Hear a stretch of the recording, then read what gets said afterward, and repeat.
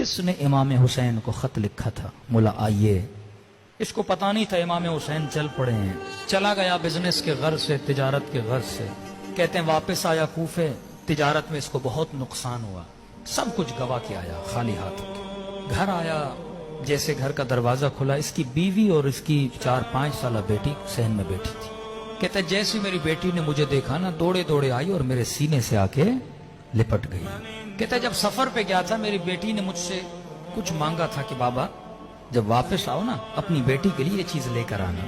کہ رب جیسے بیٹی سینے پہ لگی نا، باپ تھا سب کچھ گوا کے پہنچا تھا۔ میں نے کہا بیٹی پوچھے گی بابا یہ لائے، میں نے یہ گفٹ بولا تھا، لیکن بیٹی نے یہ نہیں پوچھا۔ پہلا سوال جو میری بیٹی نے کیا، کہنے لگی بابا آپ کربلا نہیں گئے؟ کہہ رہا بیوی سے کہا کیا کہہ رہی؟ کہنے لگی شوہر کچھ کما کے لائے ہو، اتنے دنوں سے نہیں تھے؟ کہا نہیں زوجا نقصان ہوا بہت، کہا گھر میں کچھ بھی نہیں ہے کھانے کے لیے۔ کہا بیٹی کیا کہہ رہی ہے؟ کیا شہر میں اعلان ہوا ہے کہ کربلا میں ایک باغی آیا ہے، جو بھی اسے مارے گا تلوار کے وزن کے برابر سونا دیا جائے گا۔ کما کر لائے ہو؟ کہا نہیں۔ کہا جلدی جا، گھوڑا اٹھا، جلدی پہنچ، دیر نہ کر۔ پورے کوفے کے لوگ جا رہے ہیں، جنگ ہے، اس نے گھوڑا لیا، بے دریغ دوڑاتے دوڑاتے پوچھتے پوچھتے میدان کربلا پہنچا۔ تاریخ لکھتی ہے جب جس وقت یہ کربلا پہنچا تھا یہ غالباً عصر عاشور کا وقت تھا۔ اس نے دیکھا میدان کربلا پہ لاشیں بکھری ہوئی ہیں، ایک ہجوم ہے گھوڑے سواروں کا، نیزے برداروں کا، اور اس ہجوم کے بیچ میں ایک شخص تکو تنہا کھڑا ہے۔ کوئی اسے پتھر مارتا ہے، کوئی اسے تیر مارتا ہے، کوئی اسے نیزہ مارتا ہے، کوئی دور سے تلوار مارتا ہے۔ کہتا میں سمجھ گیا یہ دشمن ہے جسے مارنا ہے۔ میں بھی اس بھیڑ کے اندر گیا، اس ہجوم کے اندر گیا، میں نے کہا میں پیچھے کیوں رہوں؟ میں نے بھی ایک پتھر اٹھایا اور آگے بڑھ کے اسے مارنا چاہا۔ کہ جیسے مارنا چاہتا تھا نا، اس نے نگاہیں بلند کر کے مجھے دیکھنا شروع کیا۔ کہتا ہے وہ ہیبت اس کی نگاہوں میں تھی، وجود پہ لرزہ طاری ہو گیا۔ اب جو چہرہ دیکھا تو نورانی، ماتھا دیکھا تو سجدوں کے نشان۔ میں نے کہا یہ تو کہہ رہے ہیں کسی باغی کو مارنے آ رہے ہیں، یہ شکل باغیوں کی تو نہیں ہے۔ فوراً اپنے عقل کو روشن کیا اور جہالت کے لشکر کو مارا کہ کہیں ایسا نہ ہو غلط آدمی کو مار دو، پہلے پوچھو تو صحیح کون ہے۔ کہتے آگے بڑھا اور میں نے کہا السلام علیک ایھا الشیخ الکبیر، اے بوڑھے تجھ پر میرا سلام ہو۔ کہتے جب سلام کیا نا تو گویا اس کے چہرے پہ خوشی کے آثار آ گئے۔ کبھی سوچا عاشور کے دن 100 مرتبہ مولا کو کیوں سلام کہنے کے لیے بولا گیا؟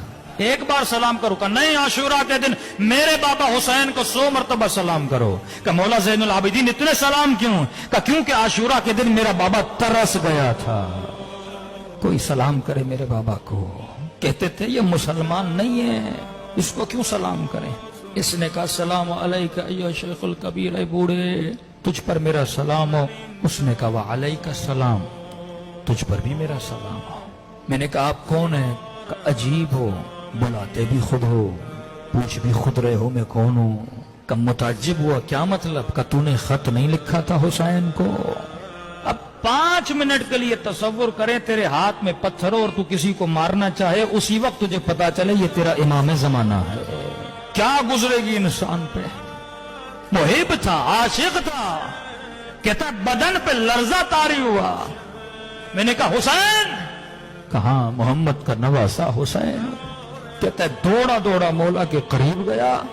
میں نے کہا مولا جب تک زندہ ہوں یہ تیر، یہ تلواریں، یہ پتھر اپنے وجود پہ کھاؤں گا۔ امام نے کہا نہیں، تیرا نام شہداء میں نہیں ہے، حسین کی بات مان، وقت بہت گزر چکا ہے، جتنا جلدی ہو سکے کربلا کی سرزمین سے نکل جا۔ میں نے کہا مولا اس حال میں اپنے مولا کا حکم دے رہا ہوں نکل جا، تیرا نام شہداء میں نہیں ہے۔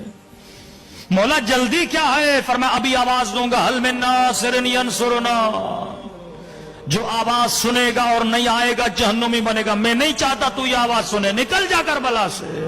علماء فرماتے پتہ نہیں حسین کیوں اتنا اصرار کر رہے تھے، کہ شاید حسین یہ چاہتے تھے کوفے میں کوئی تو ہو میری زینب کے لیے چادر کا بندوبست کرے، کوئی تو ہو جو میری غربت کا اعلان کرے۔ کہتا جب حکم دیا نا امام نے، روتی ہوئی آنکھوں سے قدم پیچھے کرتا گیا۔ کہتا تھوڑا دور ہی ہوا تھا، پیچھے سے پھر آواز دی ذرا میرے قریب تو آ۔ کہتا ہے خوشی خوشی دوڑا، شاید حسین نے اذن جہاد دینا ہے، آگے بڑھا مولا، لڑوں، دفاع کروں، جان قربان کروں۔ کہا اس کے لیے نہیں بلایا۔ مولا کیوں بلایا ہے؟ کہ اپنے زخمی بدن اور زخمی انگلیوں سے حسین نے ایک انگوٹھی اتاری۔ مجھے نہیں پتا میرے مولا کی انگلیوں میں انگوٹھیاں تھی کتنی، ایک انگوٹھی تو ظالم نے انگلی سمیت کاٹ لی تھی، انگوٹھی اتاری اور مجھے دی۔ کہتا میں پریشان ہوں مولا، مجھے کیوں دے رہے؟ کہ دیکھ تو سفر پہ گیا تھا، تیرے گھر میں 4 سالہ بیٹی ہے، اس نے تجھے کہا تھا بابا میرے لیے انگوٹھی لانا، تجھے یاد نہیں تھا، حسین کو یاد ہے۔ اتنی محبت کرتے حسین تیرے بچوں سے۔ فرمایا تو بھی اپنے بچوں سے اتنا عشق نہیں کرتا جتنا حسین کرتے۔ شمر سینے پر ہے، کہتے شمر اب بھی وقت ہے، اب بھی وقت ہے، میں ضامن ہوں، گلا نہ کاٹ۔ کہتے لہی نے چھری چلائی پر گلا نہیں کٹا۔ پوچھنے لگا حسین گلا کٹ کیوں نہیں رہا؟ کہ یہ وہ جگہ ہے جہاں میرے نانا بوسا دیا کرتے تھے، چھری نہیں چلے گی۔ دیکھ رہا ہے، کہتے ہیں گودی قتل گا جدال عقل و جہل تھا، وہاں پر بھی حسین بتا رہے ہیں عقل کیا ہے اور جہالت کیا ہے۔ یہاں پر بھی شمر باز نہیں آ رہا، اپنے ہاتھوں سے اپنے لشکر کو قتل کر رہا ہے۔ تبھی میرے چوتھے امام فرماتے ہیں میرے بابا کا گلا آگے سے نہیں کاٹا گیا، پیچھے سے کاٹا گیا۔ سجدہ شکر عطا کر خدا نے حسین جیسا امام دیا جو تیری نسلوں سے پیار کرتا ہے۔